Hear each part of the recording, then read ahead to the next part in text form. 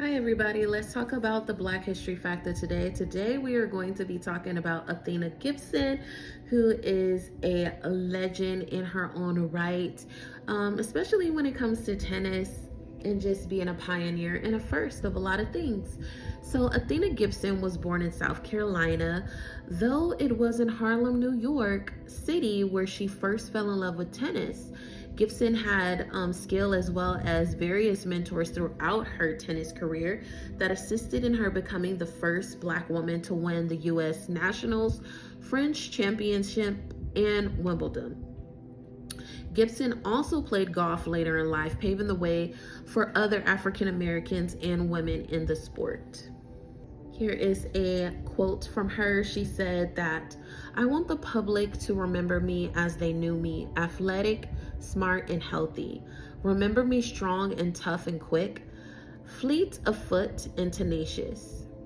That was a quote from her. So Althea was born August 25th, 1927 to sharecroppers Daniel and Annabelle Gibson. The family lived in Silver, South Carolina, though Daniel would soon take his wife and child up north to Harlem, New York, in search of better opportunities. Gibson was the oldest of four, with three sisters and one brother entering the picture following the family's move to Harlem. So Gibson recognized her love for tennis early on in life. She loved a variety of sports growing up, which much of her time spent playing in the neighborhood. When it came to academics, however, the same could not be said. She began to skip classes as early as 12 years old. Sports provided her with the stimulation and she didn't receive at school. And basketball was one of the first sports she played, though shortly after she learned to play paddle tennis, a modified version of tennis.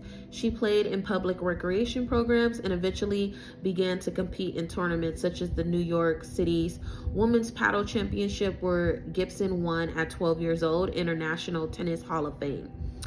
Now, her skill was recognized by Buddy Walker, a coach with the Police Athletic League and Police Department.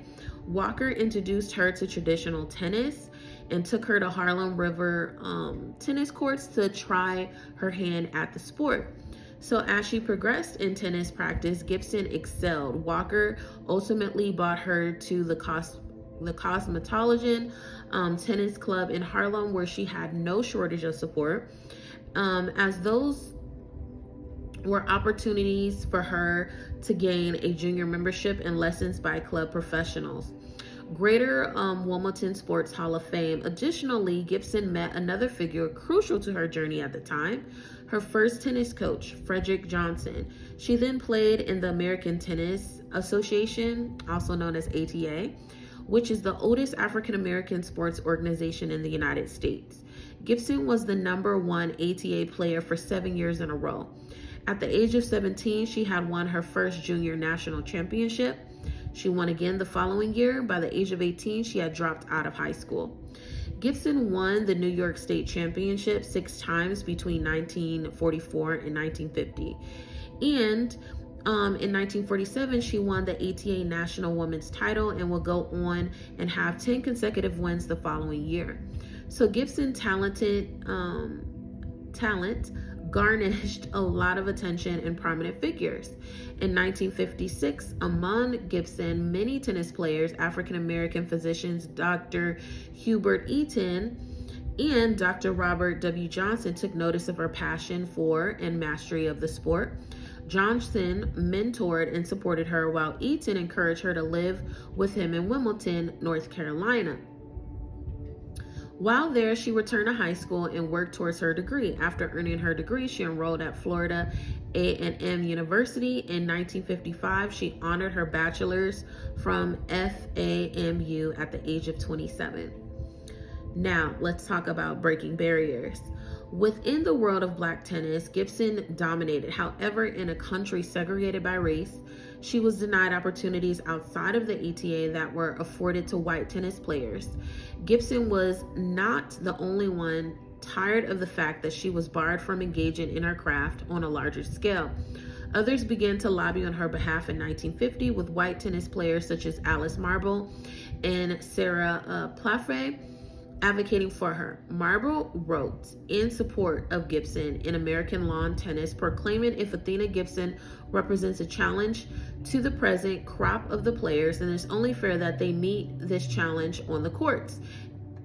Though slow movement to include Gibson began to increase following Marble and Playfair's support. So in the spring of 1950, she competed in the Eastern Lawn Tennis Association Grass Court Championship located in Orange, New Jersey. This competition was prestigious. Gibson made it to the second round before losing to her opponent.